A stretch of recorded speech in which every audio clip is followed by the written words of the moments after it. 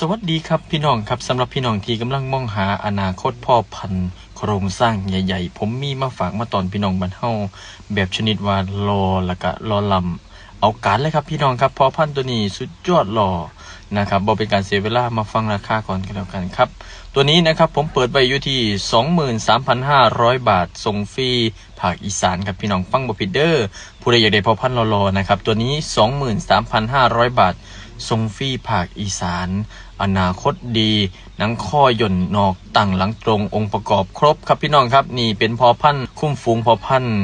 เซิงน้ำบานหรือว่าสิเป็นพอพันธุ์เอาไว้ผสมจริงได้เลยครับพี่น้องครับตัวนี้นะครับจัดเลยครับพี่น้องสถานะตอนนี้นะครับน้องอายุ7 เดือนนะครับความสูงประมาณ127-128นี่แหละครับพี่น้องครับเป็นพอพันธุ์โครงสร้างดีเอกสารใบหลอบครบนะครับพี่น้องสนใจ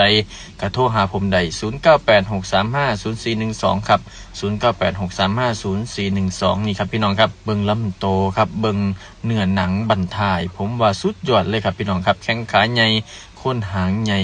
พัวหางงามนี่ครับบังลำแบบชนิดแหลมคมแล้วก็เฉียบคมมากนะครับพร้อมด้วยไข่ดำหำคู่นอกตั้งๆแบบนี้จัดเลยครับพี่น้อง